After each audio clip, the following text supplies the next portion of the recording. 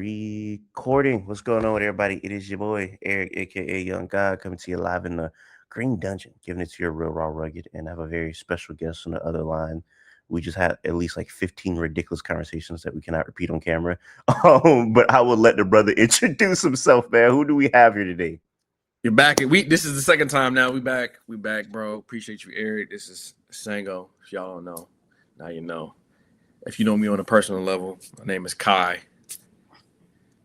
Hey, he's the nicest person of all time. Speaking of on a personal level, if people don't know, I just told him, like, bro, he's one of the just nicest, just like, you're just a nice guy. You know what I'm saying? I don't know if niggas from Seattle just nice people, but I'm like Kawhi. you know what I'm saying? I'm a fun guy. You are, bro. You like, every time I talk to you, I'm like, yeah, this is you got, how do I put this? You got like wholesome family man vibes. You know what I'm saying, bro? My family, bro. It was 4 of us, but outside of that, my mom had 4 siblings herself. All of them had hella kids. I got like 16 cousins. And then on my dad's side, it's the same thing. They're a little bit more discombobulated because you know how it is, black folks. Sadly. But yeah, bro. That's where I come from. So managing, bro. I'm like the middle child, like elite. I'm like the ultimate middle child because I'm the second born in my family, but like out of my cousins, I'm in the middle as well. And I'm a boy and it's mostly boys in our family. So I'm just like nigga, like I'm damn near like a number, like so many boys in our family. We just get numbers now, bro. It's crazy because I'm the only child, so I've never experienced the middle child syndrome or older brother, young, whatever. So it's always interesting hearing people with siblings talk about how it was growing up with siblings. Could you ever imagine growing up as the only child? Like just for a second, try to picture that. Is that something you feel like you would have been completely different, or you feel like you would have came out pretty much the same? I would have been way more nerdy. I'm already nerdy, but I'm like nigga nerdy, you know. You know what I mean? It's cool, you know. Yeah, you would have been dipping off to like white people nerdy. I would have been, bro, because my parents would have been like having me all in types of, you know what I mean? Like I think what shaped me the most was my dad's occupation, him being a teacher, and then he transitioned to being like counsel student, like a counselor / vice principal. And he always taught at black schools. And like all the kids would like love my dad. All the badass kids love my dad. And he would always invite them over for dinner. And these niggas found out I made beats. So like all the bad kids, bro, I knew like 2 niggas that got like put away for life. Like my nigga Rock. Last time I saw him, he was on the run. He was like, "Tell your dad I said hi." Like, got a body. I saw this nigga. He was on the run for a body. I'm like, damn. I used to come over my house and I used to give him like beats for free on a flash drive. So like that's like how I grew up, bro. It's just like I was like the first. I always say first generation suburb kid. Like my parents, You said what? Without your father, somebody like Rock probably would have been caught a body way earlier. So like people like your father, like cornerstones in the community almost. As bro. At-risk youth kids, we need people like that. You know what I'm saying? I feel like I've been saying this for a minute, kind of maybe of a hot take, but ever since like it's so crazy to say, ever since the Black Lives Matter movement started, it put a lot of needed attention on like police brutality, injustice, things like that. But I feel like it kind of sacrificed people in the hood, like gang banging niggas and shit like that. I feel like a lot of attention on like their needs got shifted. And unlike a Black Panther movement where the Black Panthers was like, yo, we policing the police and we squashing beefs in the hood. Yeah. That became less of a focus in this generation, I feel like, because a lot of the niggas that's doing the activizing today, they're like suburban Black people that don't know any hood niggas. So that's not really like their first thing they think about because that's not their immediate reality versus a nigga that is waking up gang banging. It's like, damn, dude, we need to pay attention to these niggas just as much as we need to focus on the injustice. So shout out to your father for, you know what I'm saying? Helping helping the niggas, man. He still is teaching now. Like, he's bro, he's like he loves. That's one person, and it's funny because like being a black male in the teaching space, in the education space, it was not common back in the 90s, you know, when he started teaching. And like, bro, my dad taught at Thurgood Marshall Elementary School I in know that's a Seattle. black ass school. Yeah, and like it was like the black neighborhood in Seattle, Yeah. and like Seattle known for being like white. People think that people think so, but you till you go there, they like all types of niggas that I come up with like in the music industry. Yeah, I remember your dad. I'm like, how do you remember my? I don't. That's crazy. Like pretty much every other black kid growing up in Seattle, in the central district of Seattle, has been in or around with my dad because he coached basketball. He was like the teacher, and then if there were bad kids, they went to go see him. So it was just like, and then we left to Michigan, and then he did the same thing here in Michigan. You know, so Yeah. it's that's just my DNA, and I take after him on that. Like I've always been a person where I can like be in the studio with a rapper or a singer or whatever, somebody that obviously like been around the streets or been in or currently in the streets, and then I'm relating to them because I'm saying the things that they can relate to. Yeah. You know, I ain't just like standing here like a sim, like, yes, I got you. Like, I'm engaging with them on a level where they feel like they don't have to put on a facade or like, you know, they ease up around me, I guess, you know. Shout out to Pops, man. You know what I'm saying, man? Shout out. One of my niggas, not one of my niggas, my barber, he randomly was cutting my hair like last year. He was like, you know what, bro? If you was in prison, bro, you'd be good, bro. I was like, what you mean? He said, you know how to like, you know what you said you can have everything that a nigga might needs, but they don't know what they need until they need it. I was like, he was like, bro, you just that guy that if they need something, just ask Sango. He might know. he did some time, bro. Like he's out and shot my barber Duke. That nigga, man, he funny, but I don't know. I'm starting to realize the type of archetype I am. I was gonna say, from what I've heard from prison is damn near like a basketball team. It's a bunch of roles. Like, you got the role player or whatever. It's certain nigga might be the preacher in there. You know what I'm saying? Nigga might, hey, I'm finna go talk to preacher man. You know what I'm saying?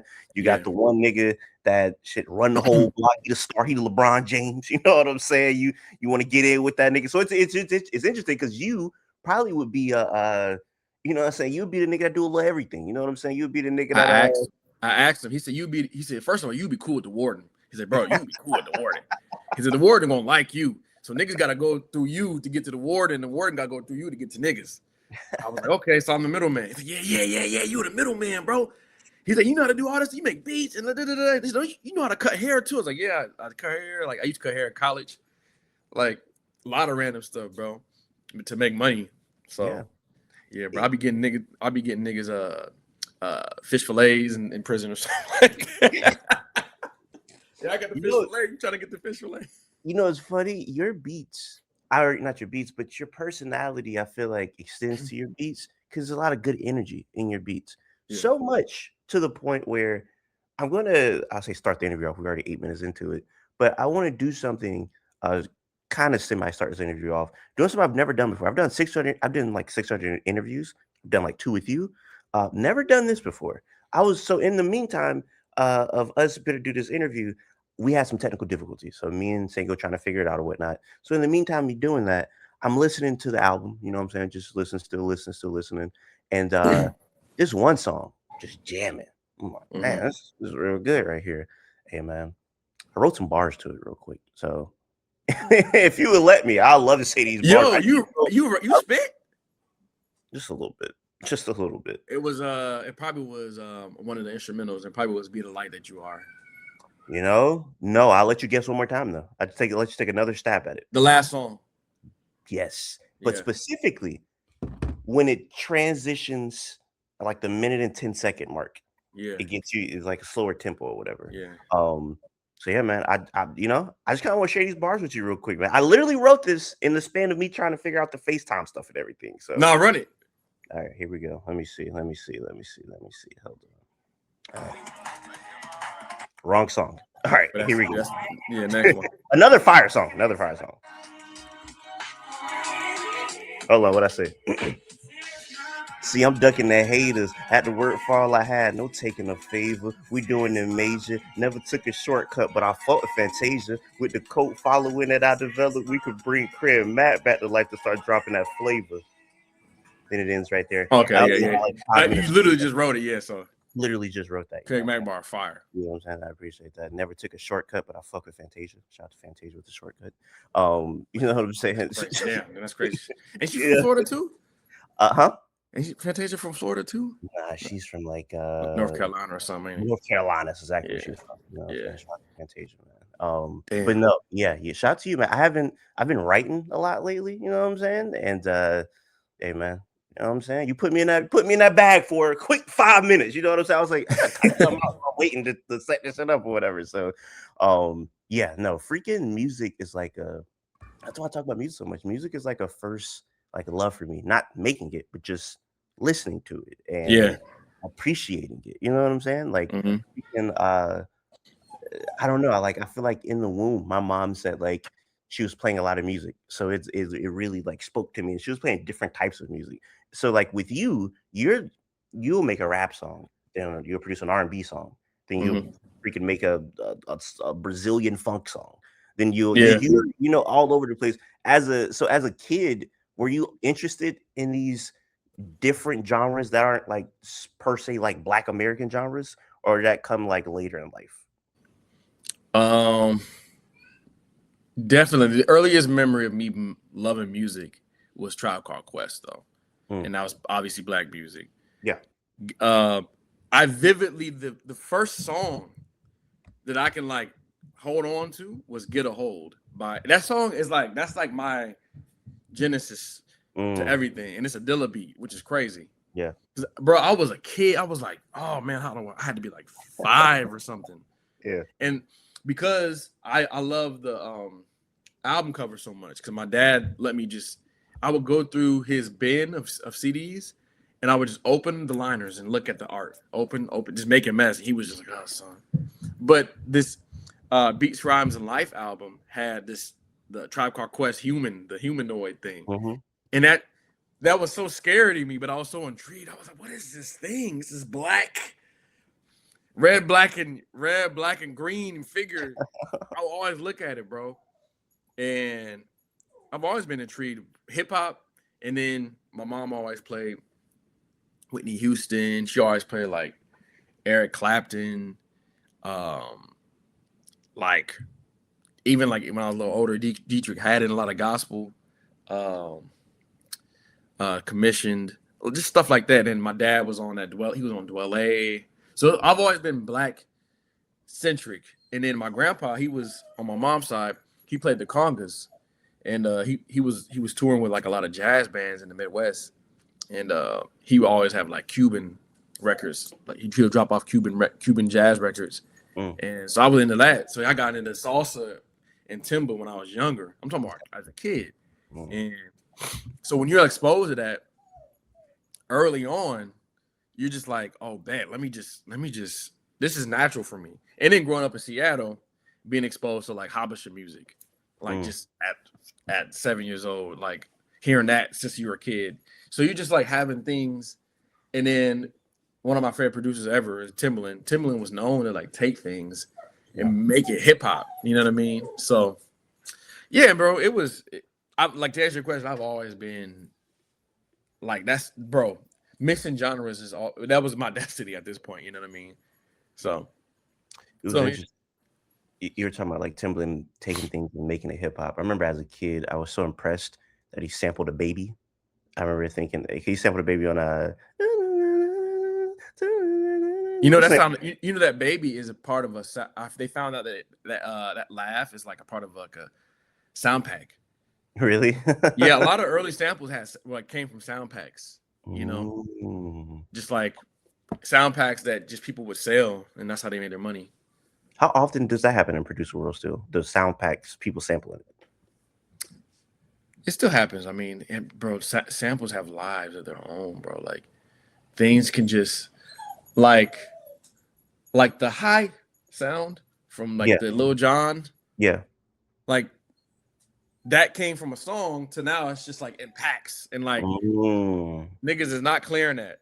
Yeah, I was about to say, how does that work legally, nigga? Bro, this music is just like it's like reggaeton, bro. Like it gets to a point where it's just like if you wanted to track down everything, you hit like nice try. Like maybe go for the biggest song that you know that has your sample and get your coin there. But I don't know, man. Like to answer your question though, I think things are just more splice based now. So like for example, I was on Travis Scott's album. Not me, like particularly, but my drum kit. It was the last Travis Scott album. He had the song. It was him and Future. He had like some baile funk thing, and I was like, that is mine. That's from my pack." And that's amazing. Whoever made the beat, they went on Splice. They have a Splice subscription. That's how it's supposed to work. You know, I got my bag for it. So it's like, nigga, you either get the placement or you get the bag for the sample pack. And it's like, damn, nigga, I could have got you know what I mean, the residuals for that. But that's not how it works. You know what I mean? It's like a buyout. You nigga paid. You go to the store, you get your paint, nigga. You ain't finna charge the nigga, you know, chase the nigga down for using his paint bucket. You know what I mean? You know what I mean? Like, nah, nigga, like you bought it. That's yours now. So, you know.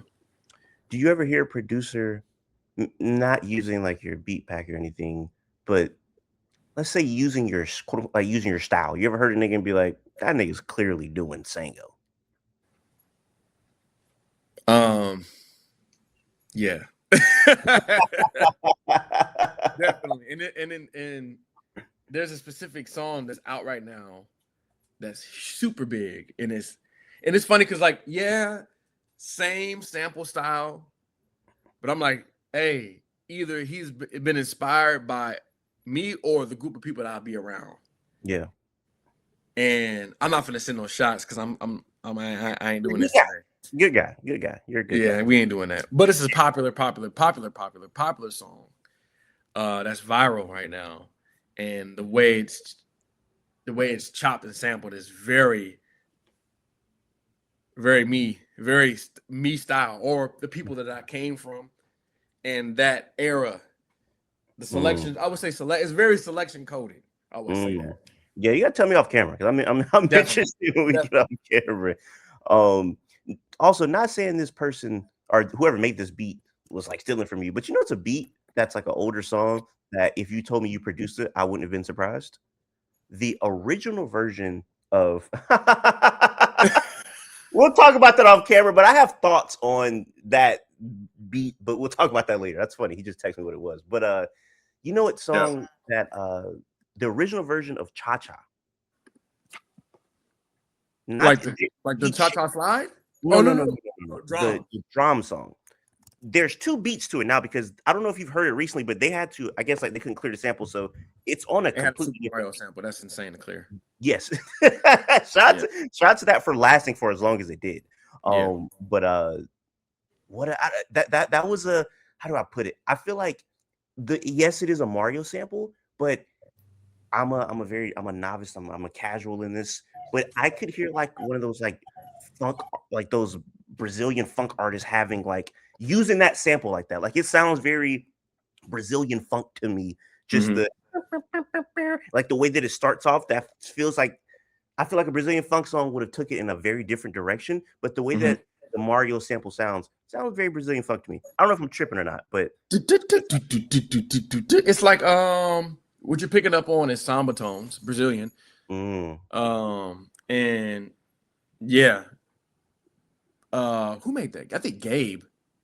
My boy Gabe made that beat out of Virginia.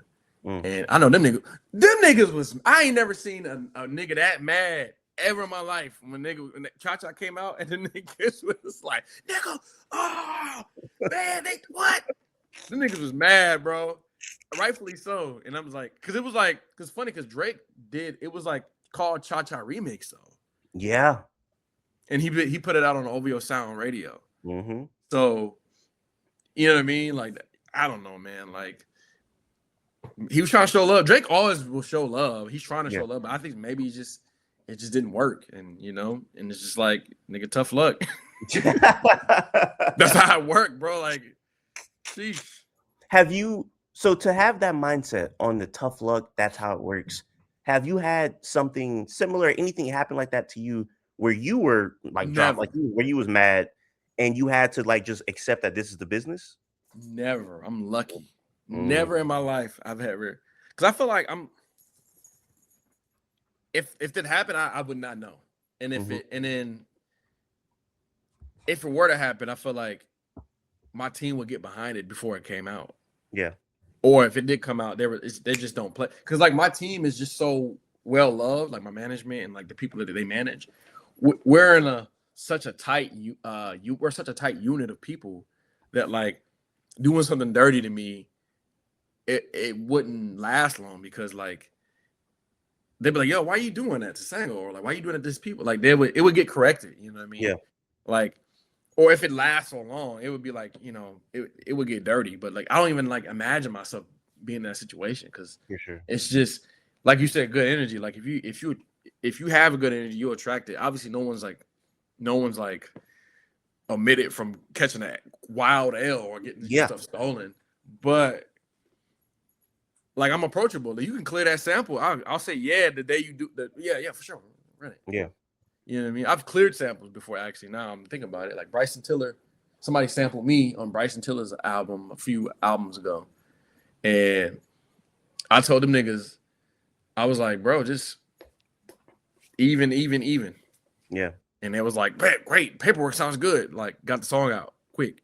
People want to be all like, and usually the labels is like with the percentages, but like I own the song, you know what I mean? Yeah. So yeah, that sucks Yeah. for other That- people though. Genuinely, like that's bad, you know. yeah. Before we get into your album, without saying the name of the song that you texted me, that beat, that's like a very, am I tripping to think that's like I'm surprised the beat is mainstream. Are you surprised a beat that sounds like that is that mainstream? The person that the song we're talking about and the artist of that song, and this is my hot take about this artist. Hmm. They people always talk about them being pop, and I'm like, yeah, popular. Hmm. This nigga has made whatever he wants and it goes up. Yeah. Like literally, he does what he wants and it goes up. And y'all niggas like to hate, but in actuality, he's just innovating and taking risks. Even Mm. his last stuff he put out, he was like, if you go to the other songs that people don't talk about on the other projects, like even if you don't like him, he's trying new stuff out. Yeah. Yeah. And like you gotta owe it to him. The nigga's not playing it safe no more. He's never really played it safe. I think he's just overwhelmed us. I think if anything, you just overwhelmed. You just like, there's too much, nigga. Like nigga, Yeah. pick something and go with it. You know, so but yeah, bro. I mean, like, yeah, I mean, I'll even dive into that. I think we're in a space now where like taking risks and doing things that are like abnormal is normal now. And like now niggas want to go the traditional route. Mm. we're so exhausted by like the weird stuff. We're just like, nigga, just want to give me a song with a nice chord progression and some drums and a good hook and let's call it a day. Yeah. Like good pop is dead. Mm. Like good pop music. I think the only person that's really that my favorite pop artist probably Bruno Mars. Mm. That nigga is just he is by the book. That nigga does good pop music and it's good. It's just nigga Bruno Mars, Weekend too, but Weekend wouldn't even be pop either because like Yeah. he experiments with stuff. He just popular. For sure. It's Yeah. interesting because when you're that popular, you can really do anything you want to. For example, one of the funniest things I think about is Jay-Z, 444 album. He had a few songs on there that could have been like radio songs. Mhm. But the song they sent to the radio was the most unfriendliest radio song of all time. This is like 2017, where I really would listen to radio, but when I would turn the radio on, I would hear the song, and I was like, "Bro, this is too depressing. Why are they playing this at 4 o'clock in the afternoon?" It's the song where he's talking about like cheating on Beyonce. It's saying he's like, "I apologize for all my women now." Like he just like I'm just like, why is this on the radio? This is like the most depressing. Bro, that as a married man, bro, that's probably why it's on the radio. Right, niggas in Niggas 5 o'clock no. traffic. Niggas in 5 Like, o'clock whatever traffic. I said, this gotta come out. I'm trying to say sorry to my wife. Nigga in 5 o'clock traffic crying, apologizing to their wife to that song. I'm like, bro, this is insane to be on the radio. I tell niggas all the time, bro, don't cheat, bro. Hey man, 444 is a cautionary tale of that. Hope will tell you. You know, Don't you cheat. think you think a new album's coming After his tour run? I think he's gonna go on tour. I think he's gonna do these little things. LA. I think he's doing. Isn't he doing London too? I think so. He's doing like the big hit. Yeah, that's great. Because it's the anniversary too. So it's like he's doing the anniversary stuff, which is amazing. He's gonna pivot. I think Jay-Z's gonna pivot to back quiet mode a little bit, not too long. Because the album's already pretty much. He got something. Yeah, he got to perfect it for sure. And then you do the cycle. Because you gotta preheat the oven. Even it don't matter how big you are. Like even like somebody like Rihanna, if she wanted to drop, she'd have to do a lot, like a year's worth of just not drop, like not just outside, but musically again. You know what I mean? I thought she was about to drop when she was on the Super Bowl. Yeah, I think after her not dropping, then I think it's like to the point where she's not dropping until like, I don't know, bro. It just seems like she's good. You know what I'm saying? She's really good off music right now. Yeah, I don't blame her. She got all the money in the world. So I mean, it's to the point where she's just like, she did a lot though, bro. Like she has done a lot. Yeah. Like I think I would actually, as a fan of Rihanna, I think if she were ever to drop, I would want her to do an R&B album, like a real R&B album, like with some color in it, like less pop. Because Anti was like bright red. Yeah. That's amazing. That album was insane. And then before that, it was just pop heavy. I think I would love to see her do some vibes, like give me a vibe instead, something. What would a Sango Rihanna album sound like? Like if I just produced everything 10 songs.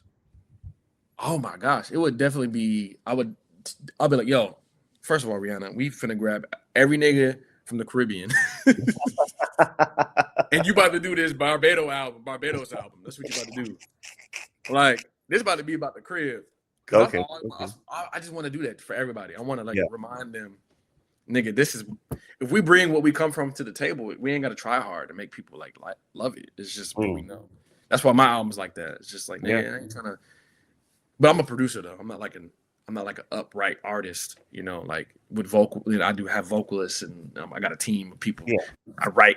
Nah, I'm just. But coming from that mindset though, the Ariana album would sound very Caribbean though. You know what I mean?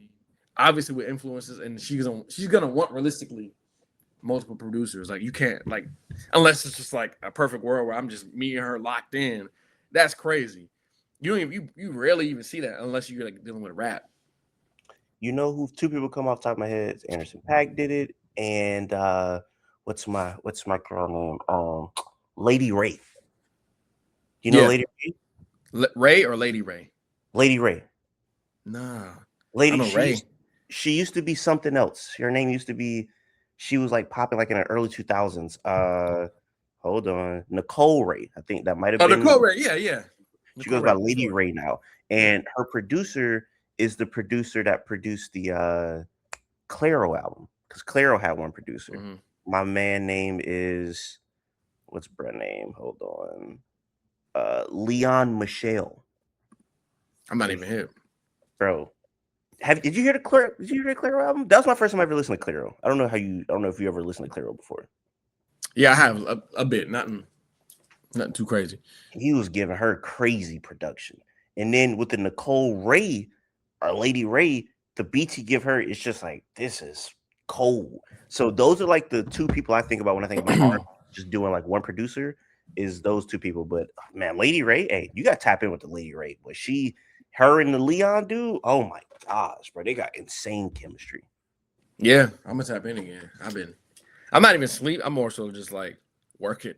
Yeah, no, for sure. Well, why do you think R&B artists don't do a lot of one producer albums? My guess is, well, I don't know why, but if I take an educated guess, it's because the structure of the of the record label nowadays, bro. They have usually R&B acts. They're like structured for the label to fully help them. Because Yeah. like I would say R&B acts are like pop artists that want to dive into the musicality a little more. You know what I mean? That's why Mm, you have traditional R&B and you have like the pop R&B.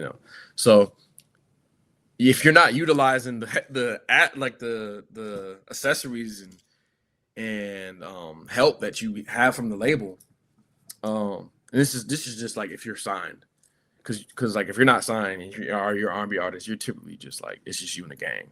yeah. It's like it's just the band that you work with, and then Yeah. the nigga that and your usually independent R&B artists are as they're executive producing this stuff. You know, Mm, so like in terms of like someone that's signed in the R&B world, like Chris Brown, for example, perfect. yeah. Like Chris Brown got a pen, but like it would be like kind of dumb to not utilize like his assets and like the things that he has access to Mm, as a big artist. That's why it's just right there. It's like nigga, you got all this food you don't want to eat, yeah. and like he knows Yeah. that like For I can sure. get help. Same with For sure. Beyonce. Like Beyonce has a team. Like Beyonce be she put out heat. She's like one of the most controlled substance I've ever seen. Mm, Like there's so much that goes into Beyonce's sound, but like when it comes out, it just sounds like it's just her in the studio. yeah. And sometimes it might be, that I'm Hmm. not around, but it's very confined. Like it doesn't sound like her sound doesn't sound like it's like a good movie that like has a big production, but the movie is simplistic. It's like boom. Mm. That's No, I why get that. Beyonce's been Yeah. successful. Yeah. I'm gonna admit something embarrassing on camera that I didn't realize until I watched the movie the second time. My I bad, didn't. man. They cutting their lawn. No, you good. You good. I didn't realize Michael Jackson was writing so many songs. Mike him, bro. I didn't realize that made him even more like crazy to me. I was like, wait, he wrote this and he wrote that. He wrote what? Like that kind of threw me off. I didn't know that. Nigga was with Mick Jagger, bro. Did Putting up he? numbers with Mick. Oh my gosh, he's nuts. Michael Jack. He wrote like probably a top two song by him for me. I don't know if it's a song called "This Place Hotel." It's a Jackson song. Bro, I Like, know that song, bro. That song is so hard, bro. bro, that's his pen. That's him. Like he did that by himself. He's brother. This is Heartbreak Hotel. That song is crazy, bro. Bro. I think one of my favorite songs. I'm about to search it up before I mess it up. Yeah. I had to like. I was like having like uh Mandela. I had a Mandela effect for a second. In the Closet by Michael Jackson is probably my favorite Mm, song by him. it's another And I good one. found out about that song when it came out, but like when he died, I went on everybody did. I went on a Michael Yeah, Jackson binge, bro. bro. And then my grandma, she had me burn DVDs of she was like, baby, can you download? Because I was like techie. Baby, can you download every Michael Jackson video and make a DVD out of it? I was like, they got YouTube. I ain't got time for that. So nigga, I went on YouTube and downloaded, you can YouTube the video, like Yeah, download. I yeah. downloaded all and made DVDs out of that. Like this is like he died in 2011, right? 2012. No, like 2009. Yeah, I think MJ died 2009. Yeah, I'm tweaking. Yeah, that was damn. Yeah, Damn, NJ been dead for yeah. that long? Yeah, but he died some decades, or like not even the last decade, but a decade before that. It don't feel like damn, Yeah, it don't feel like he died that long ago. we Maybe coming up because on. I'm thinking of Prince. That's why I get, Yeah. Prince is like 2014, or 2016, 2015, something like that. I was toe up when he died too, though. I actually was more sad, not to level him out, but because I had a more of attachment to Prince. Mm, I was deep fried when Prince died. mm, I was like, damn, bro, the GOAT. Because I wanted to meet him. Because I felt mm. like it was possible. Yeah, I was about to say that feels possible though. You know what I'm Yeah, saying? I felt like niggas was meeting Prince like it was nothing. Like you wasn't meeting Mike unless you was just around him. For Like sure. Prince, you would just get a random call. Like Prince was moving like Erykah Badu, bro. You know who? You know who Michael Jackson, like the modern day kind of Michael Jackson, felt like, where it's like you don't really hear niggas meeting him for real. D'Angelo. I feel like I don't know too many people that just that wasn't like Like around Frank D'Angelo. Ocean. Yeah, like a Frank Ocean, you know what I'm saying? Like I be seeing like random niggas just like a nigga in the street recording a video and it's like, wait, niggas, is Frank Ocean behind me? That's the only way niggas catch Frank Ocean just like randomly walking. But you You don't saw hear that niggas. video, that viral video? Which one? The nigga he filmed Frank in Japan. Yes, that was a streamer, I think. Nigga named Bruce. That nigga went viral off a clip, right? That's how much aura Frank got. Nigga went viral off. Hey, you know what I'm saying? that's So like crazy, bro. Yeah, Frank is one of them niggas where it's like, yeah, he's like mythical creatures almost. You know what I'm saying? But like Erica feel like somebody you could meet. You know what I'm saying? Or Prince felt like I somebody. know a lot of niggas that know Erica, bro. They got her number. I know a lot of like. I feel like niggas knew Prince, bro. That's why Dave Chappelle told that story, because it was just like Prince was like that. Yo, come play basketball. Like he was moving like that. Cool as hell. Hey man, rest in peace, Prince and MJ. Man. You know what I'm saying, man? Rest in peace to the legends. But it's crazy because I feel like 2026, we got a legend of our own, guy named Sango. This guy's nuts, man. This guy's putting out great music. This guy's collaborating with some of my favorite artists, some of your favorite artists. Yeah.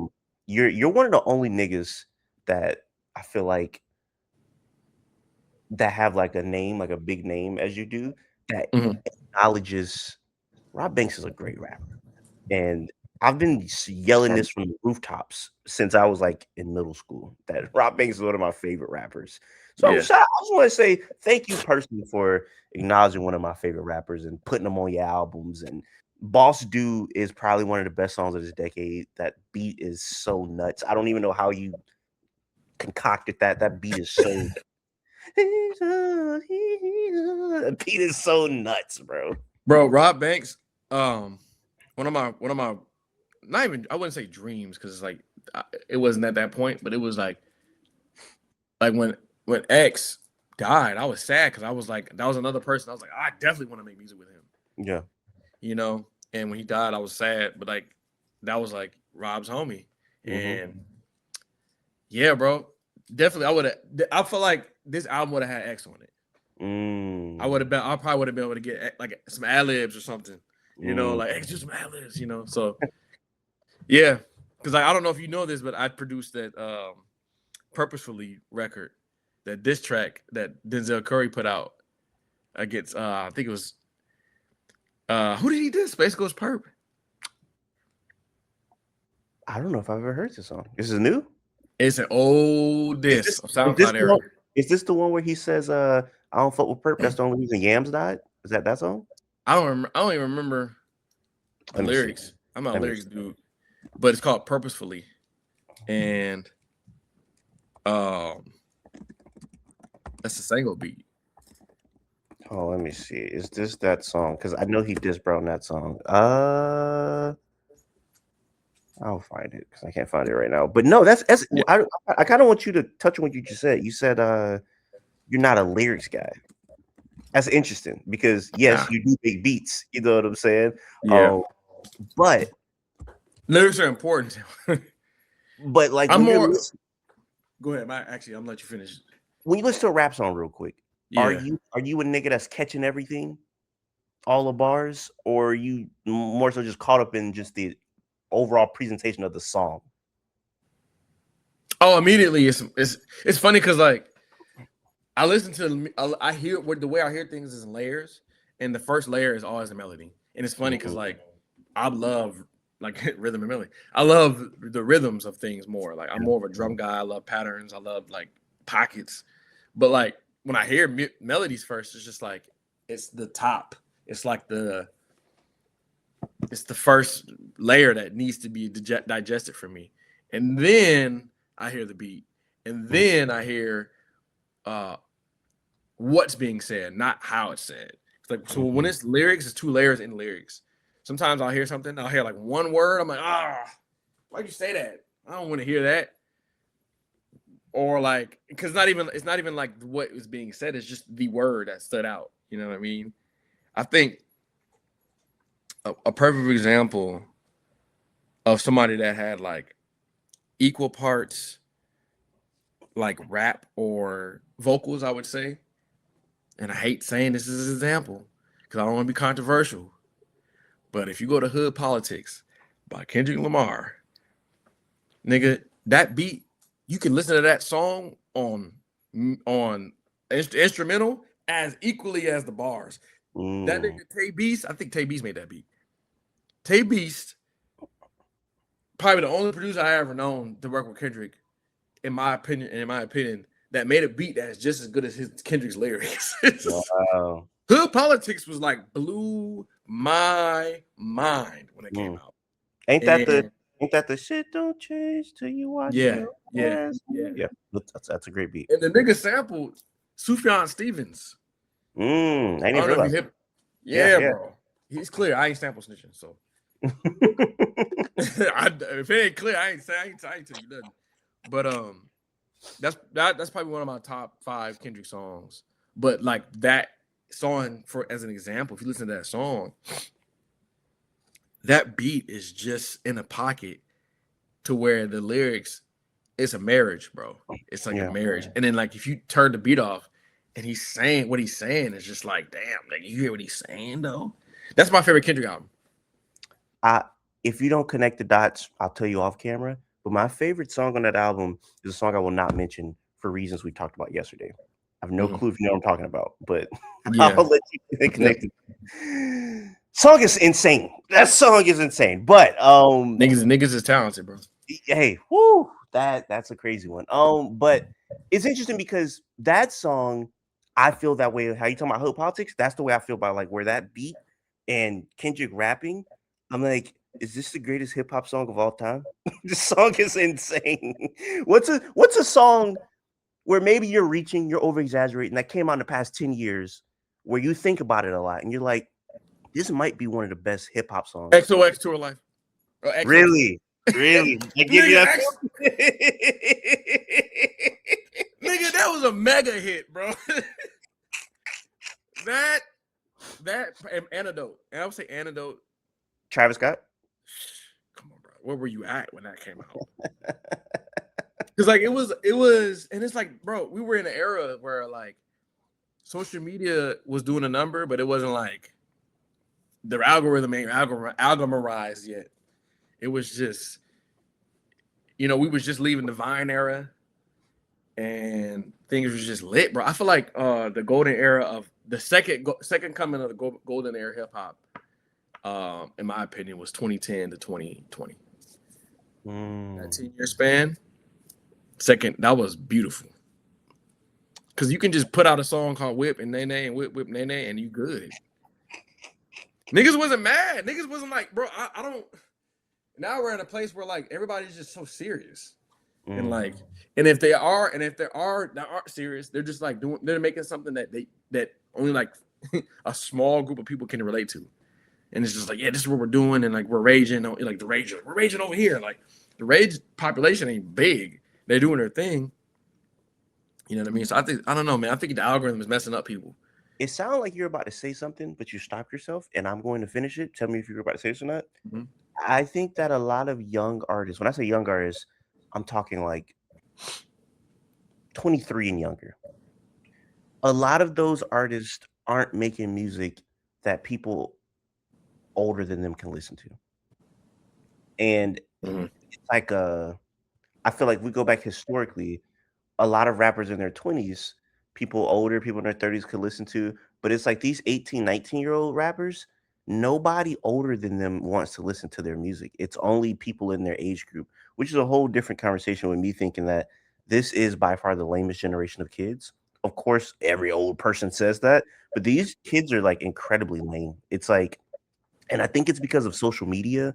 It's because of the homogenization of culture. Everybody says the same things. Everybody dresses the same. Everybody says the same slang. There's no more regional slangs. If a slang is popular and somebody said on TikTok, everybody gonna be saying the slang.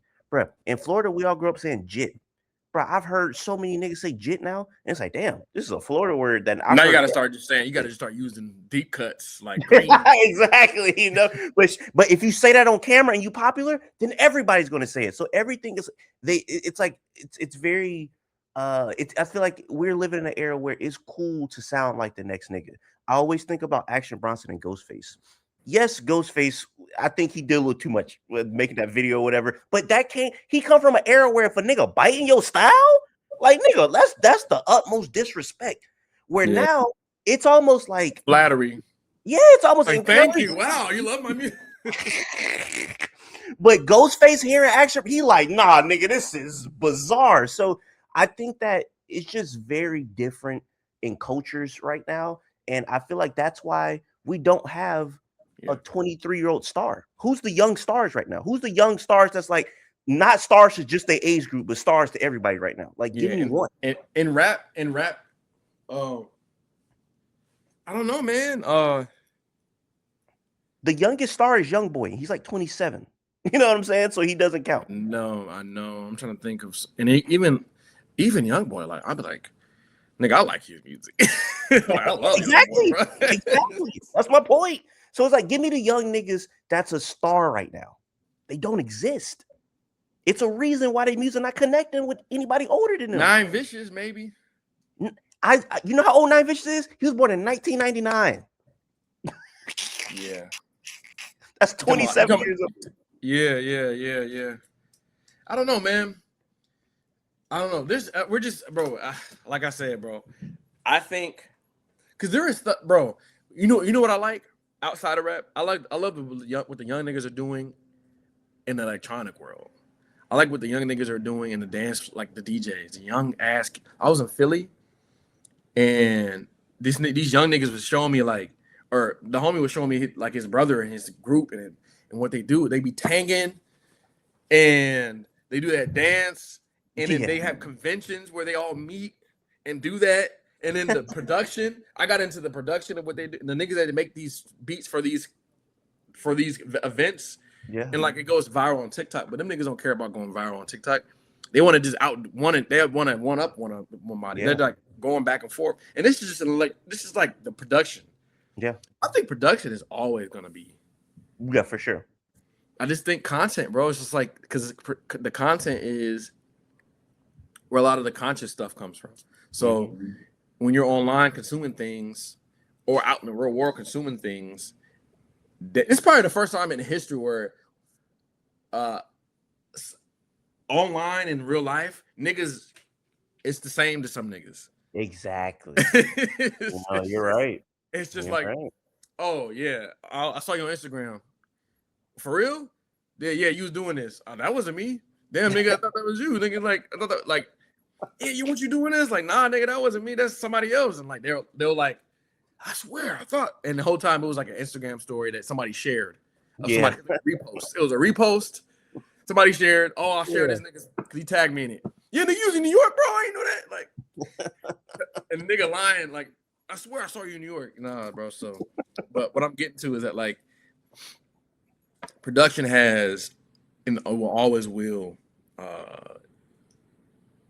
go upward. I mean, there's a lot of BS out there. Whatever, that's like, gonna happen. But I don't know, man. Maybe we need to just sit back and just wait a while, man. Like Cat Williams said, maybe we don't need a president right now. Maybe we just maybe we don't need no big three. Maybe we just let it breathe for like 10 years. Maybe we need we are in a new era now, and like maybe it's the dead rap era, and like off season. The dead, yeah, the dead rap era where it's just like rap ain't popping, but like everything else is. So it's super interesting because like you said, I think you make a great point where production has went up. Like production is like it's some of the best beats you'll hear in 2026 of all time. The best rap beat of all time may drop this year. It wouldn't shock me because production is going up. But when it comes to like rap, I've been listening to so much older rap, and I'm like, bro, why is he rapping much better than any like 90% of 2026 rappers? You know, I've been listening to a lot of Mos Def, Yasin Bey. And yes, like dude's like one of the best ever, but it's just like, bro, why is he much more advanced? This came out in 98. Yeah. Why does he sound more advanced than a nigga 30 years ago or 30 years from now? You know? Yeah. I don't know, man, but there are, and it's funny because like this is like this person I'm gonna mention, they're not young. And I think the best rappers are the new rappers that are older. I love when a nigga is brand new to the game, but he's like 30. I'm like, and my favorite rapper right now My favorite rapper of last month was Mesco Dro. I pull up on Genius and I read his lyrics. Went to Bonefish, had to get up out this heat. I've interviewed Nigga, I've interviewed I'm him wearing my twice. Crocs.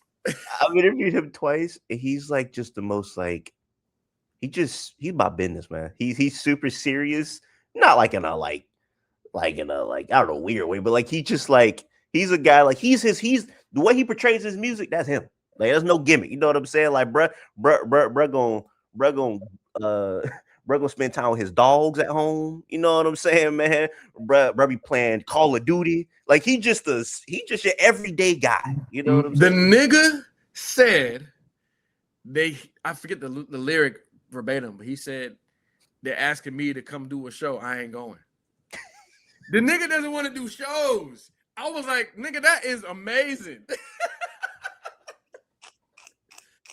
All he wants to do is just make rap and then put it out. And it does numbers. I love his music, bro. Every last song. I don't Mexico Drill has 0 songs that I hate. Because either the beat is good or whatever he's saying is good. Yeah. Or both. And it's funny because how he delivers. This is a Mexico Drill. I like it, like champion him. I want to meet him. What it is that he stripped back delivery and replaced it with extreme detailed content. Super relatable to a pocket. It's damn near if Currency was like Gucci coded. It's like the same type of like simplistic content, but like it's Atlanta. It's like, you know, it's trap. And I love it. And the nigga can make a whole bunch. He can make 50 albums the same. And I'm gonna just listen to it, bro, because that's why I like Future. Because it's just like I'm getting what I'm getting. When Future go outside the bubble, I'm like, Future, don't do that. Future went outside the bubble a few times that last album. And that last album. Yeah. Come back. My favorite Future songs on that album are the ones that just say boom and he raps. And there's no hook. Like, because Dirty Sprite was like that. Dirty Sprite, where he was just like, I'm rapping. He had a few hooks, like, you know, Feds to the Sweep and, you know, like Stick Talk. That's one of like the greatest Future songs in life. Insane song. He yeah. Mexico Joe has a song. I wish I could remember what it was, but it's a song about him like trying to quit liquor or whatever and having like withdrawals like from like not drinking liquor or whatever. I was like, you know what, bro? This is the type of rap I want to hear. I want to hear like just like there's not enough rap about perspectives out there. Like I want to hear your perspective on sobriety. You know what I'm saying? What do you feel about this? I feel like rap used to be niggas telling us what they feel about situations, how they feel about whatever. It don't even got to be like a political situation, just anything. Like, nigga, how do you feel about just anything? I feel like I don't know nothing about these niggas. Like tell me how, you know what I'm saying? Like, what I feel, bro, I agree. Like, I wish there was more. And niggas is trying. Like YG he did that song with the somebody that was transgender. A story about somebody being transgender, and it backfired. Bro, a YG, you know what? I'll give him credit. You know why it backfired though? Why? Because of the ad-libs. That's literally it. You need niggas in the studio, bro. Cause I would have been like, yo, don't do that. Like, yo, say what you're saying. Don't do that. Ooh. Just like, cause like now everybody's digesting it. Oh, he's violent. Yeah. And like, I guess maybe that was a part of the story. But sometimes, bro. Have you? Bro. I have to quote this because this gave me a good laugh. Have you heard the song "Insecure" by YG? It's on the last album. I think I did, but I don't know if I gotta listen to this album again because but I hate when albums come out at midnight. I'm like sleepy and. I'm gonna quote you a few bars off this song. I'm insecure as fuck. I want to fuck this slut, but I'm scared thinking how early I might nut. She a 10 plus. If she start moaning when I get up in them guts, I'ma tell that bitch hush. That moaning gonna make me nut. This why I pop dick pills when I hit a stripper. I'm insecure. He's just talking about having like ED and not being able to get hard, and that's the Damn, entire real? song. And it's so funny because I've been the main nigga, be like, man, I need to hear more about these niggas. And when I heard that song, I was like, I don't know if I need to know that. YG. I don't know if I need to hear ED raps, but he did it. So salute to YG, man. You know what is? You know what it is, Bo? Like a rap will always be that way though, because you know there's this page on Instagram, I forget, but they expose like crazy bars, Yeah, like insane. They wouldn't like, bro. What are you talking about? yeah, Obviously, people are not getting away with as much anymore because the internet's going crazy. yeah. But that's a part of the rap DNA, bro. It's saying things that are so personal and outrageous that it's just like that's what you're gonna get. Like you're gonna get that. Like YG is that is hip hop. No, Like for sure, yeah, for sure. Shout out to YG, man. yeah. Also shout out to you. We haven't even talked about this album. There's so many songs on this album. From the one that, like I said, the one that, yeah, there we go, there we go, there we go, there we go. I I forgot gotta about hang it that. up. There we I go. gotta hang it up still. That's The fire. album, y'all. This is That's the fire. album. This is not AI. Fire. Making AI art. Ain't paying it. They too cheap. Not paying their homie a few racks because they love them. Have you heard a song where you have like the producer ear where you could tell like something's AI about this? You can hear it, bro. Because AI has like a I call it AI film. Like it has like a it's like the same. I'm using my neurodiverse brain right now. Yeah. It's the same. You know when you eat a Laffy Taffy and Yeah. you know that's fake, like a film. Yeah. AI got that film, bro. It's like a buzzy, noisy when you hear the voices, especially when you sing when you hear like singers. Yeah. It's like the tones are like it's like it has a buzzing sound, like a like a if you look at the waveforms, it's like this. Gotcha. And with the drums, the drum fills are kind of fake and like it's something that someone would actually play. Like that'd be so hard to play, bro. Like Yeah, yeah. like you know what I mean? If it's programmed, then it's different. But when it's programmed, you can hear how clean some of the drum, some of the kick noises are. Yeah. It's just about clarity. AI music it still struggles with clarity. I think the best thing about AI right now is anything that has to do with like a pad. Like AI does well with pads. They do well with trumpets. I don't know. They're just like obsessed. Maybe they gathered so many different horns that the horns sound real. But anything that's drum related or singing, you could tell because like it just sounds like mush a bit, you know. But I can tell. I won't say names, but is that song AI? You know what song I'm talking about. The song that everybody. It's only one song. I feel like. Oh, what it is? Okay. Okay. It definitely is, bro. It is because even if they say it's not, there's elements of it where they're using AI, and I've used AI in my songs. Mm-hmm. You know what I mean? Like making beats and stuff. Oh, let me see how this sounds, or like let me see if this works. But I'm not like putting it out. You know what I mean?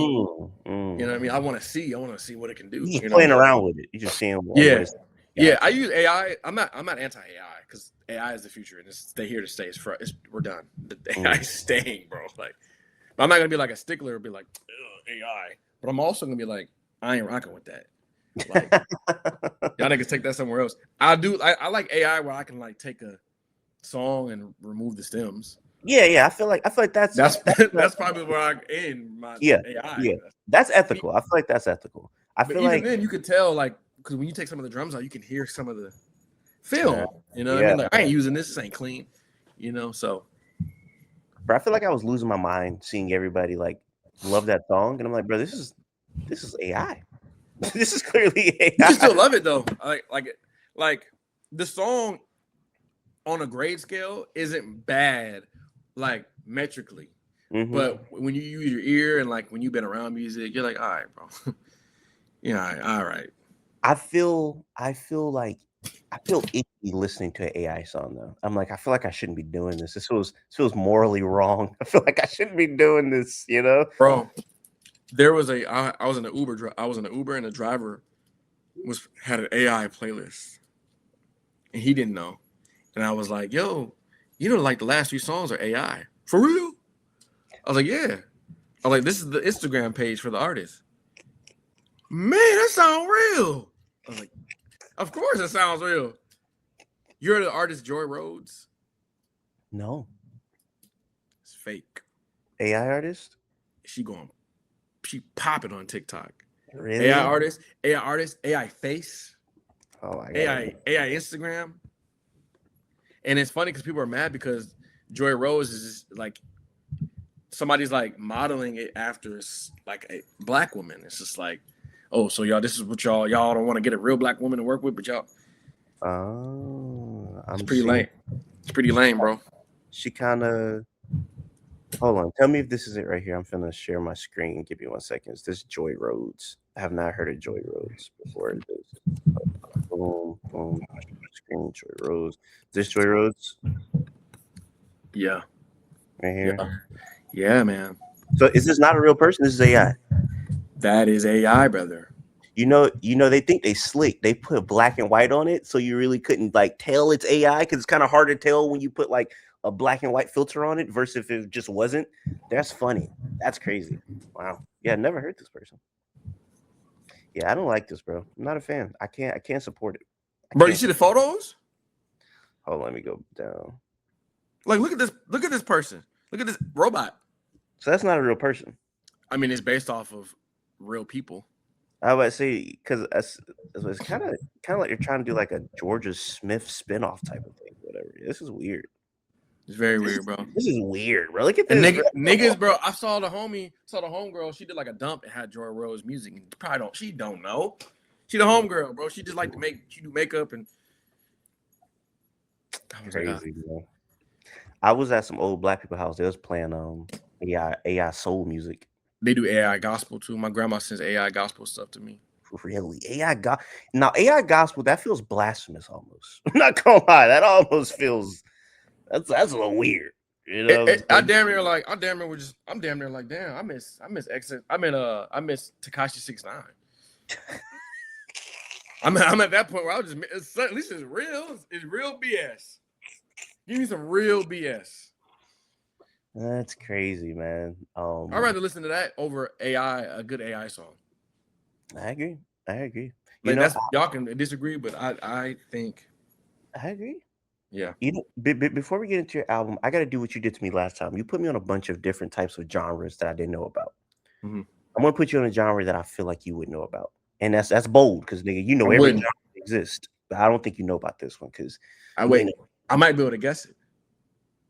What's up? You ain't in the South. That's how I know you don't know. Is it based on it's a Southern? Is it in Florida? It's just in the South in general. It's not just in Florida. It's like it's a Southern black genre. And it's new or old genre? It's been around since the late 90s. Okay. In Mississippi. Yeah, I know it. Really deep. What I'm talking about. I can't explain I don't know the genre name, but like, you know, this Smokey the Bear. Smokey. You mean they call me Smokey. Yes. Yes. Yes. Am I talking about that genre? Yes, that's exactly what genre I'm talking about. Damn, man, this nigga know everything, man. This nigga know everything. My dad put me on to that because I got family in Louisiana, and they love. It's like I call it like it's like modern. It's like you know the music. Did you go into a small Southern church and nobody can sing? Yeah. And then the drummer is kind of off, but like it got soul. Take them niggas, and then instead of being worship music, it's soul music. Somebody at the family place I was at. No diss too, because for sure. They called it country soul.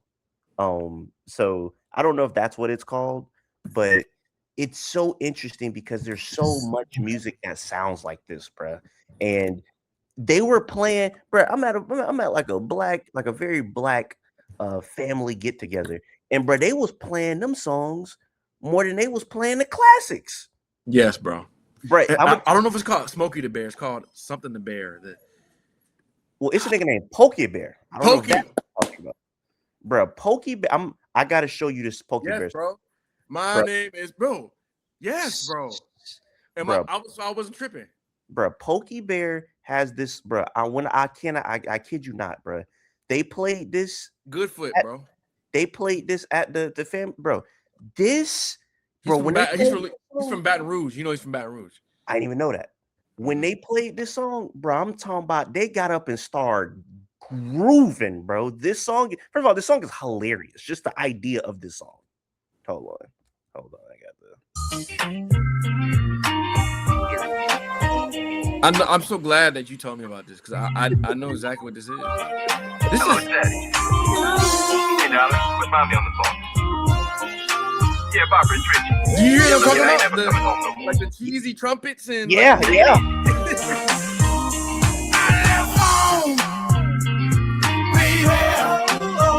To be with my side piece.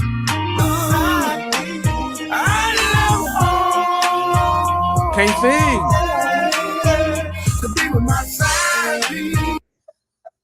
Bro, I love it, bro. Nigga said, I live home. Pokey. I said Smokey the Bear. Pokey Bear.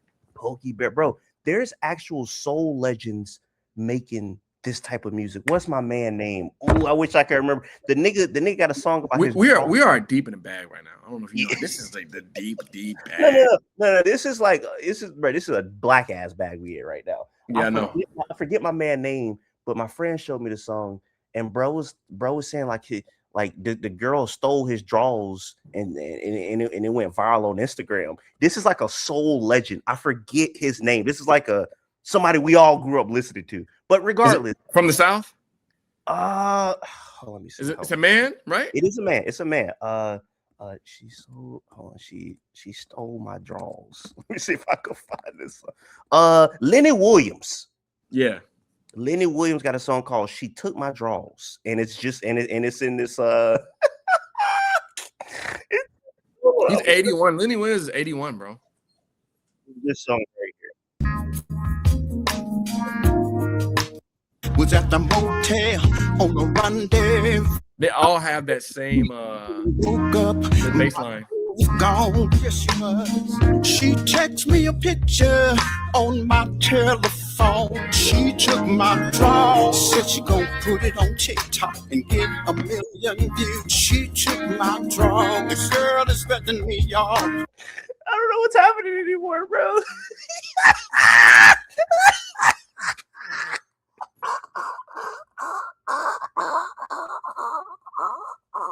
I'm gonna try to make a beat like that.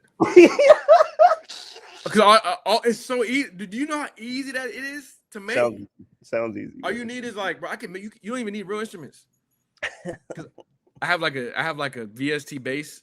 Yeah. It's like all you need is like doom, doom, doom, doom, doom. Yeah. Doom, like a Temptations bass line, basically. Bruh, I don't know if you realize that Pokey Bear song got like 100 million views.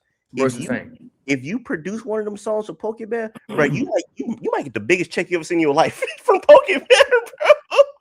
Bro, I might have to work with Pokey Bear. Bro, you might I feel like it's not that hard to get with him, bro. No, it can't be. It can't be, man. Can't be, man. I'm gonna make a beat whenever I find time, just like that, just one beat, and just shop that one beat to niggas in that. Bro, you will be played because not only would it like, I think it'd be cool to kind of be like immortalized in the black household because every black family gonna play your song, bro. At that point in the South, like they gonna play your song. You know, it's funny, the young people like that too. Bro, it was young people there, but they was getting up jamming too. I was like, bro, it was so mind-blowing to me because I had never seen this before. I was like, yo, the country is different from like the city, bro. It's insane, man. Shout out to the niggas in the South. But every time I want to talk about your album, I get distracted by something. No, it's all good. It's all good. We say the best for last. This is your album, though. What a masterpiece. Excuse me. What a good album. Thank you. I gotta see this again. Oh my gosh. Excuse me. But no, so much goodness on here, bro. From singing, from the rapping, from the beats, from things I don't even know what niggas saying. I don't know what one word means on Soul No RJ, but it sound good. You know what I'm saying? The title means the sun in Rio. Soul No RJ. Okay. So Okay. RJ is the it's like saying NY. It's Got Rio de Janeiro. Got you. So no is in the Portuguese. So sun in Rio. Didn't you tell me last time you know a little Spanish? Spanish, Portuguese. Gotcha. How much of that song do you understand? I had to like translate it because at first I was like some stuff I didn't really know, but I understand the song well, very much so. Hey, man, my nigga bilingual for that bit, man. Okay. Yeah, he talks about.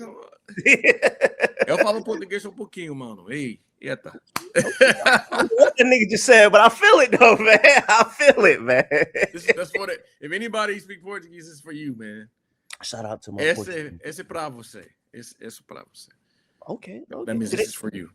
Do they speak Portuguese in Argentina? Spanish. Okay, they just speak Spanish. How different is Portuguese and Spanish? I know Portuguese is older. It's older. Okay. It has to be the Lusophone. It's older. It's like closer to Latin. Okay. It's similar though, but there's like certain words in Brazilian Portuguese that just have different roots, bro. They're just like native roots, like or indigenous roots. Like, for example, there's a word, pineapple. Okay. In English, it's pineapple. Spanish is piña, but in Portuguese, Brazilian Portuguese is abacaxi, and abacaxi definitely is from like Amazonian. Gotcha. Yeah. So yeah, same in Mexican Spanish too, though. Like if you would say aguacate, avocado. Aguacate comes from like native Mexican language. There's a lot of words too. I think there's another word. I don't know. I can go on a rant, but yeah. I love languages, bro. I love languages. I've actually been learning Louisiana Creole. Okay. My great grandma spoke it. How different is that from? It's like Haitian. It sounds like Haitian Creole, bro. So it's like Haitian Creole. Okay, gotcha. It's like similar. Like even when you say like if I would say the word "what's up" or "how's it going," "sasadi," I could say that to a Haitian, and they'd be like, "Oh, what the heck? Where's that from?" You know. Yeah. So yeah, but yeah. I love languages, bro. It's fun to learn. Well, a person that's speaking English on this song, but has a seemingly different type of name. You put me onto him. Laze. What is Seattle? She's from Seattle. Okay. Is Laze? Is that just fancy name, or is that some different language? She's speaking English on the song, but she. I go put her real name out there, but that's just her playing on her name, bro. Okay, playing on her name. Got you. Yeah. She just like niggas like want to be different. They add a little, like Jay-Z with the Y, with the I forget the actual glyph that is, but it's like probably like a Swedish Y or something. Yeah, for sure. Shout out to you for knowing what that's called. Let's not breeze past that. Nigga What is that? A glyph. I've never even heard that before. Bro, I went to design school. So what's that? Graphic design school. So graphic design school. Got you. Yeah, so we had to like know what that was. Basically, a glyph is like anything that you can like type out that's not a part of the alphabet, like the consistent alphabet, or like copyright logo or copyright icons or register icons, trademark icons. Those are glyphs within a text pack or type font pack. You get a typeface. You get a typeface pack, and then you get the glyphs. And when you buy the typeface, that's you are your father's son because you be teaching. Locked in, like how y'all say in Florida. Y'all never say it. Y'all never. Florida niggas be like locked in. I'm laughing at the Florida accent that you put on right there. That's hilarious. What niggas be saying, bro? What they be saying?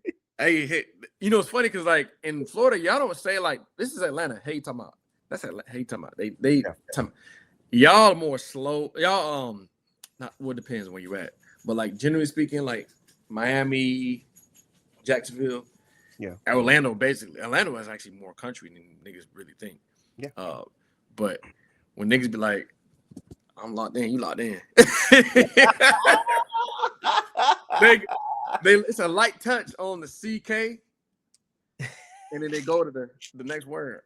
So now that we're talking about words, I gotta do this. The same way you're interested in language, I'm interested in like the pronunciations of like certain words of like Southern people and like dialects. So like for example, Atlanta, they have they instead of lame, they say lime. Lime, man, nigga, lime as hell. Or they pronounce their ons with uns. So like Future didn't say I'm just being honest. He said I'm just being honest. You know that. Yeah, that's clean. A lot of that. I heard Laser Dim said these folk gonna have to catch me like Pokemon instead of Pokemon. So anything on is an for them. You know what I'm saying? Yeah. So next time, pay attention when they're saying on words, they're gonna say un. In Florida, that is on point. In Florida, one of my favorite things, of course, a lot of acts is replaced with an Ike. So back, no, it's a bike. You know what I'm saying? Black, no, it's blike. And if you're really in a country, you might hear a nigga not say McDonald's. A nigga might say he going to Mike Donald's. So it's very interesting the way niggas in Florida pronounce words. It's super. The Florida accent is what people think the Atlanta accent is. Because that niggas like, I can't understand people from Atlanta. You can't understand Kodak Black. Kodak Black got the Haitian with him too. So it's just for sure. Yeah. My favorite accent though in the South, for me is Memphis. Niggas be like New Orleans. The Memphis accent is so interesting, bro. It's damn near. Hey. It's like a Doug Dimmadome accent. Whatever that nigga name is, bro. That's funny. You know who talk like that? There's these two rappers, YTB Fat and Fox BD. They're both brothers. They're from Arkansas, but they're from West Memphis, Arkansas. So I guess it's right by Memphis. And first of all, you need to listen to these niggas. They are the most charismatic rappers out right now. And he said on a song, Fox BD say, this bitch from Germany keep asking me to say Merzik. And I was like, damn, they do say music like that. So even in Arkansas, that part of Arkansas, they're also talking like that, which I didn't know. But it's bro, I when Glorilla did that interview with Speedy, it was like, bro, like that's insane, bro. That it's like I damn near think that like we're getting like just like how people think like the Atlanta accent is like the thing, like the stamp of like that style. No, it's the Florida. It's like the Miami accent. The same way people think how people from Texas talk. No, that's Memphis. The word darn tootin', I feel like that's Memphis. That's Tennessee.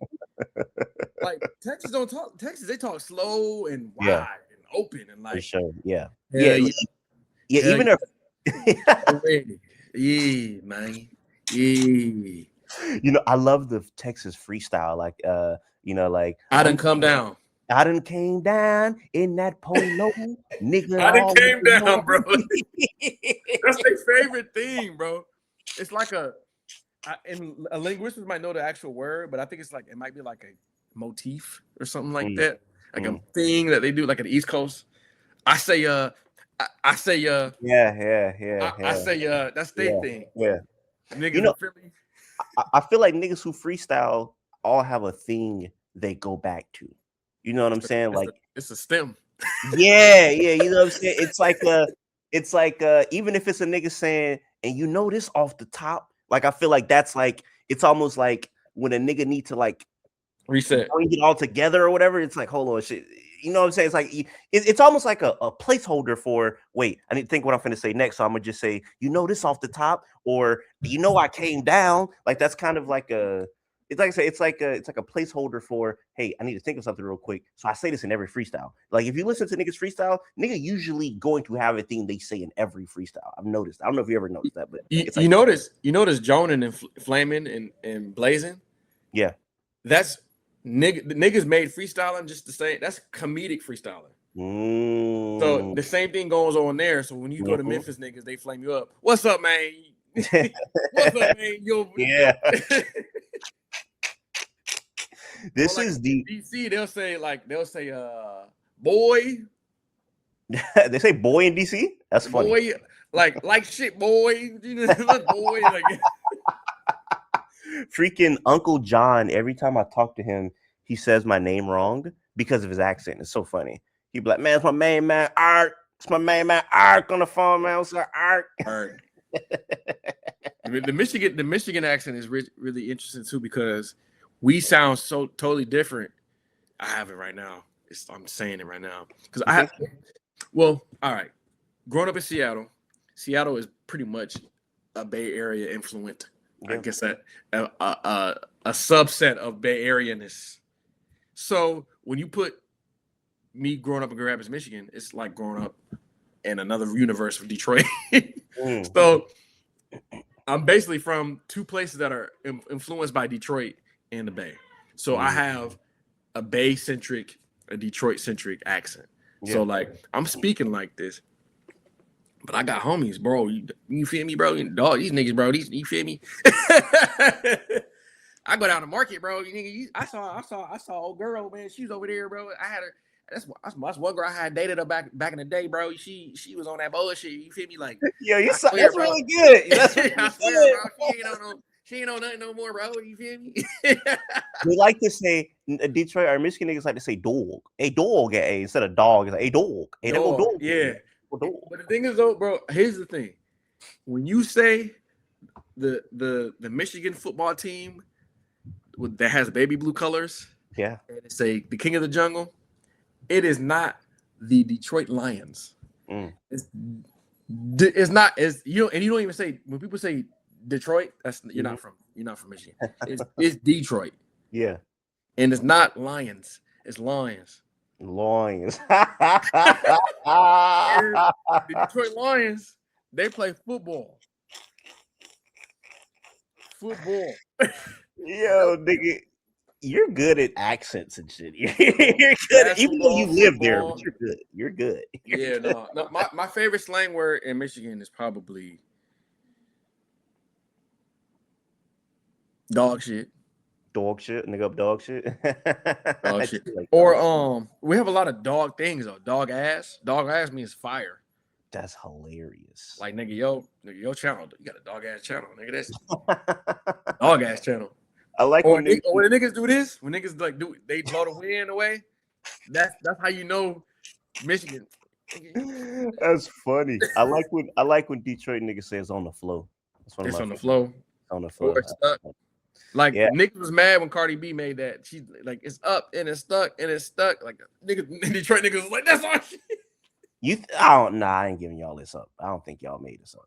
I don't think. And it's stuck, but we made it stuck. Okay. Because the original term was up there and it's stuck there. That's how you say it. It's up there and it's stuck there. Mm-hmm. When y'all start saying that though, bro, 2000s. Okay, so y'all got that. Y'all got that thing. I think one thing, and it's funny when I think about Seattle, we the first niggas to say filthy for something good. You think so? Okay. We said that in the 80s.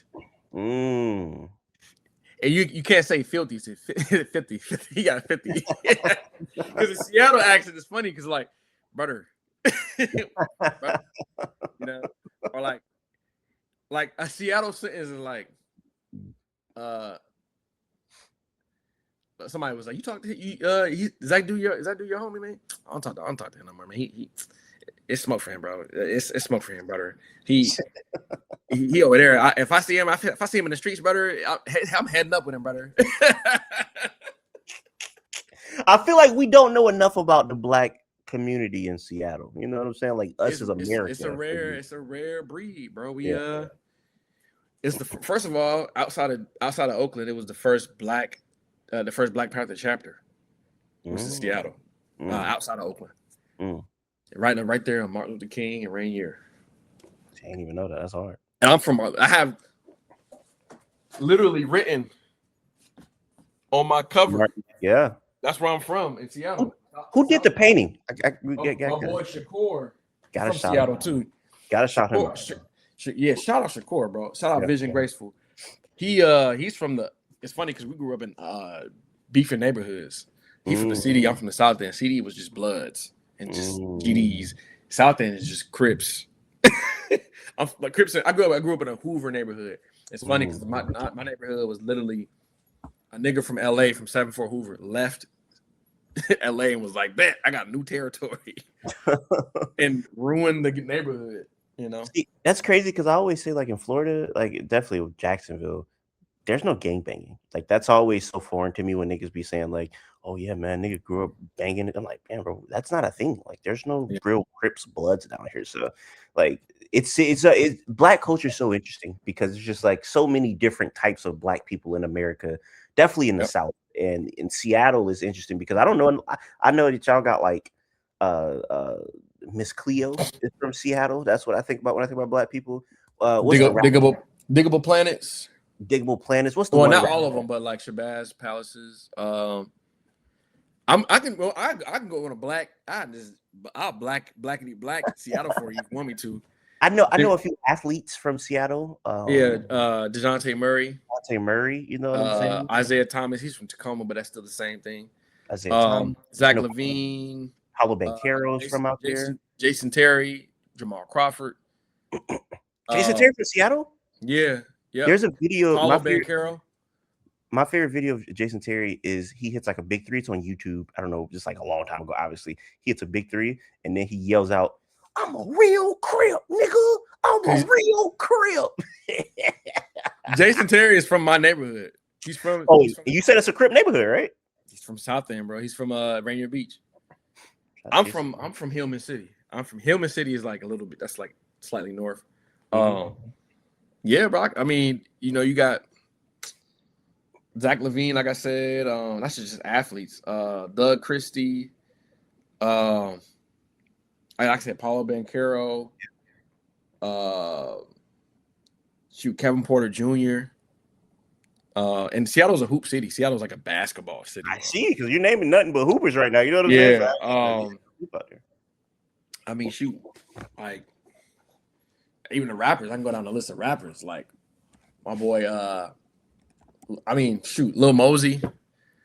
He hasn't dropped anything in a while. Lil Mosey's from Seattle. Day B, Kinayata. Gift to Gab. Jamin, my homie Jamin, he just started putting music out. He's a singer. Laze, I just shouted out. She's from Seattle. Jamin's on my album too. Black Seattle is real, bro. It's a real place. You didn't even talk about bro that got niggas. You know what I'm saying? Talking about booties. You know what I'm saying? From Seattle, man. Sorry, Mix a Lot. Yeah, he the GOAT. Go. And ain't Jamal Crawford from out there? Jamal Crawford's from Seattle. Quincy Jones. He went to high school out there. That's crazy. Y'all got some real black. Jimi Hendrix, born and raised. But y'all got some real black, like, what's the word? Like legacy out there. You know what I'm saying? I feel like we're like a black city that like if you're black from Seattle, nigga, you go and you're like up, they won't let you go. It's a wrap. Nigga, that's us, nigga. But are you aware that like people not from Seattle and you lived in Michigan as well? But you work for the black people that's not from Seattle. Don't look at Seattle like that though. You know what I'm saying? That's not. No. And online, people are because there's a lot of input. It's funny because like one of the blackest cities in the world in the country, New Orleans. There's a lot of new people from New Orleans moving to Seattle currently for Amazon, and they're like having like a culture shock. They're like, "Damn, you got spots here!" Like, there's a place called Jackson's Catfish Corner. It's not open no more, but it was like a Seattle staple.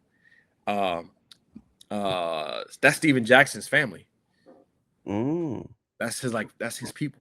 That's like people move from places to go to Seattle. Like my family's from Gary, Indiana, and Chicago. They left to go to Seattle. So Seattle is one of those places where, the West Coast cities are in general. Like, people like complain about a lot of Black West Coast people, like we're weird, or like, you're like, well, I mean, whatever. We'll be weird, like, because we have an interesting like way we got here, way we got to that place, So, but I feel like being from Michigan too kind of even me out. Being in Michigan, you're like, I can go talk about people from Grand Rapids, Michigan, like Devin Booker and Al Green and Marvin Sapp, Adina Howard, Floyd Mayweather, all from Grand Rapids, proper. So I'm, like I said, I'm from two places that are just so not looked at for whatever reason. I mean, because we're just not known, but very rich in Black history. I put it on that's why I put it on my album. I was like, You know what song on here feels like? How do I put it? This is just like, if I was to send somebody this album, because there's so much different type of music. It's not like I could just send them like, if you like this one song, you like the entire album. There's so much different music. But you know what one song I've been sending out? What? Geo. Bro, that song is one of the oldest songs we put out. You want to know why I know it? You want to know why I know that? Why? There's a different version of that song out already, right? Yes, it's called Getting Off. So what made you like? What made this happen? Like, what made the,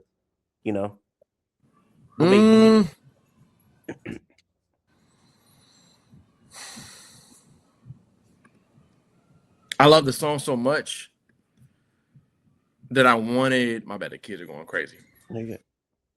That I wanted, when we put it out initially, it got like no traction because we was just like thugging, like, let's put it out. Yeah. And like only a few niggas know about it. But then I was like, bro, we could have easily made something new for the album. But I was like, I love this song so much. We need a reboot, bro. It was like a Nation remix or something. So I didn't want to call it Getting Off because I didn't like the title. Because it's like niggas ain't gonna know about the slang. It sounds sexual to the other niggas. So I had a G-O, so go. My name is Sango. Like, all right, let me just do that. So hold on, nigga talking about I don't be listening to the words. Nigga barring up. Nigga saying my name, saying, come on, this nigga trying to slide that in there. That's fire. Yeah, so my name is G-O. It makes sense, you know what I mean? Yeah. So and I got one of my off on that song. He got off on that beat for real. He really got off on that beat. It was such a short song too, and it's just having fun, bro. Like that's why I did that. I went on a rant on Twitter and on Instagram, and we just was talking about like, because the reality is that the nature of a producer album, you're gonna get everything, because we're producers, and we're not on every song. Like, or we're not on every song rapping and singing or doing whatever. We're making the beat. So if I put out the album with no lyrics, it would be more of a cohesive album in terms of sonics, because you're not distracted by the lyrics. You're just like, damn, this is cool. This is a bunch of cool music that is just bringing me to a place. Add lyrics, now it's a different story on top of like the sonics that I created. And a lot of people, like I'll say it's my dad, he even admitted it. He's like, yeah, man, I like the album a lot. I love it. Man, this is amazing. The first listen though, man, I struggled to follow it though. I'm like, what do you mean? It just was all over the place. I was like, that's the point.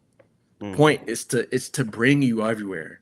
Like you ever heard an album, every song sound the same, and like this one big ass song. Yeah. Like that's the opposite direction of it. You know what I mean? So, and it's quite impossible, really, like, unless I'm making a themed album as a producer. One person that does it so well is Kitchenada. Kitchenada will take a dance theme, and that's not what he's only known for, but he'll take that theme and make it a uniform outfit. Like, it's just like the album. It's just like, I think my take is this. I want to make an album, and I want to take a hat. I'm thinking of the outfit. I want to take a hat from like World War II era Japan with a vest from here, made from here, but the outfit looked crazy. Yeah. You know what I mean? It's not matchy matchy. It's like this is from here, but it all makes sense because it's all the same thread. Like you're gonna hear my style in every single song because it comes from me. It's coming from the same. It's coming from one kitchen, bro. Like even another example, I told somebody, my album is like one of those restaurants where the menu is it has everything. You're like, damn, this is crazy, but like it's the restaurant itself is defined by the different ingredients they use. It's not a Italian restaurant. It's not a restaurant. It's this restaurant. It's this. This is unique. It's a unique restaurant experience. You know. So there's so much unique sounds on here because you have Geo, but then you also have like I said, like something like the outro, which sounds nothing like Geo. But the outro don't sound nothing like what's the song before the outro? What's the song before the outro? I finally found the words to say. Crazy song, crazy. Like it's so many different types of songs. The song with GT in them, GT, Babyface Ray, and Julian. Oh, that's my day one. I've known Julian since I was in 8th grade, bro. Where he from? He from Grand Rapids. Grand Rapids. Yeah. Everybody had a good verse on there. Everybody had a good verse on there. It's so many different. And then of course, like I said, you got my guy Rob on here. Rob with Sir Mikey. Everything on here is good. Bodie James had a fire verse. The Ab Liva verse fire. Like everything about this is good music. You know what I'm saying? So like this is a hard question to ask, but like what is there a song or a pair of songs you would show somebody who's never heard Sango but they want to give his album a try? Be the light that you are. That's why I chose. Like I put out when I announced the album, I did a video of me making a beat. Yeah, and that was that song, and it defined like that. That's one of the first beats I made for the album in mind. So, I don't know. It's just the beat the light that you are shows like just what my natural state is, the Sango resting state. You know, that song, and I would say Lucky Eye. That is a very Sango. It's all Sango, but that's a Sango like a rest. For sure. Like, that was a layup to make that song. Cause that's the last song I put on the album, and I was like, "Yo, Dave B, Xavier, I need a verse in a week." Bad, we'll do it. And it was like comfortable because like it's not their album. They're just like having fun. That's what I love about it, bro. You get to like give somebody something, and they're just like stress free, and that you can hear that. Yeah, man. Shout out to hip hop. Shout out to music. Shout out to Black people. Shout out to Black people in Seattle for birthing you, because you, like I said, you really make some of the best music, and it's actually kind of frustrating that like you're not bigger. Like, and it's crazy because like you got Big Sean on here, huge rapper. You have Vic Mensa on here, a big name. It's like I need Sango to be a producer that's a household name. You know what I'm saying? And it's funny because you're insane. You know what I'm saying? I don't know how you, and that's not to diminish where you're at. No, I've heard it. I've heard it all the time. You know what I'm saying? You know what it is too? I've learned what that is. It's my wife told me, actually, she said it's part of the reason. She said you chose a life outside. I secretly don't. Music isn't my primary thing. It's not, bro. Like being a father, obviously, and a husband, but even before that, music wasn't my primary thing. It was school, nigga. Like, I was going to school for graphic design, trying to get a graphic design degree. So like, I blew up in college, and I was like doing shows and like leaving class early just to get on a flight, and like I don't take offense to it because like I've never wanted to be super big. I'd always dreamed of making it though, but being super big was always something that I felt like would take away my art. You know what I mean? Yeah. So like, I don't know, man. It's like I really resonate with like somebody like Steph Curry, because Steph Curry he's like one of the greatest of all time. Yeah. But like, he ain't never switched up. Same team, good dude, married. like one by himself, one with people. Yeah. You know, put up numbers.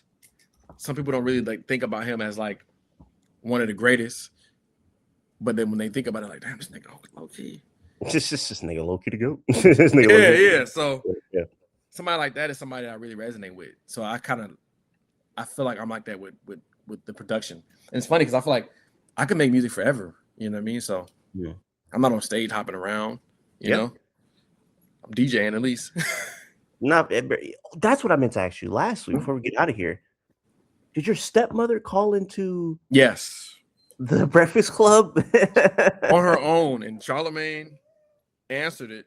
The full conversation is hilarious, but she would just put me on, bro. So like, she came out. That was 2020. That was 2024. She called in. Was going to LA for her birthday. I had a show out there. My dad came out there, and they had a nice dinner. Yeah. Shout out Monica, Miss Monica, man. That's my mom. That's my stepmom. That's crazy. I was like, wait, am I hearing this right? I was like, what are the odds that your stepmom calls into the Breakfast Club? They pick up and she shouts you out. That was fire. That was fire to add to that. And then she's like, yeah, have some good time in LA. And then Fabo goes talk about LA. And then because like Fabo and I are both not from LA originally. Yeah.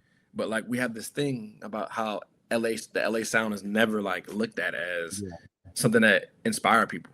Like the jerk era was insane. Nigga, everybody was doing the jerk dance. skinny pants and everything. Yeah, bro. Vans, all that. Yeah.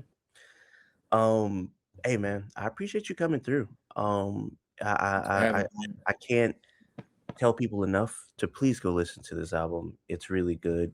But Sango is just really good in general, so it's not surprising. If there's any last words you have for the people watching, floor is yours, man. Last words I would say is nothing's real. Nothing's real. Everything is a simulation. So when you wake up and niggas be like, yeah, next week nigga, how you know that? How you know you're gonna be here next week? How you know? So I say nothing's real because at the grand scheme of things, we have literally right now it's 2:09. Yeah. This is all we got right now. And then 2:10 comes next. You know what I mean? So I say that in the grand scheme of things, nothing's real, but in a positive way. That translates to be in the moment, like truly. Yeah. Like you might think you might be the only one struggling with something. No, nigga, it's billions of people that got nigga. We ain't alone. Yeah. Or if you're going through something and you're like extremely happy about something, think again. Think again, man. Like there's a lot of people out here that are trying to do the same thing you're trying to do. So humble yourself too. You know what I mean? It's a balance. It's a balance. Life's a balance. Be happy with you. Be happy with yourself. That's my last note. Be happy with yourself. And if you're not happy with yourself, nigga, figure it out. Because you're the only one in charge. Yeah. Hey, man. Appreciate you, Eric. Of course. On that note, for everybody watching, I appreciate you guys. Until next time, I say what I mean what I say. Haters gonna hate, players gonna play, and you guys holler at your boy.